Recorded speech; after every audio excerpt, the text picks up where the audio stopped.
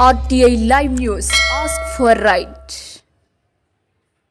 మందస మండలం రట్టి గ్రామంలో జరుగుతున్న శ్రీ శ్రీ శ్రీ రట్టి వల్లభ నారాయణ స్వామివారి యాత్ర మహోత్సవం శుభ సందర్భంగా ఈ రోజు పార్టీ నాయకులతో కలిసి శ్రీ స్వామివారిని దర్శించుకున్న మంత్రి డాక్టర్ సీదరి ప్రత్యేక పూజ కార్యక్రమంలో పాల్గొని అనంతరం భక్తులతో కలిసి భజన కార్యక్రమంలో పాల్గొన్నారు.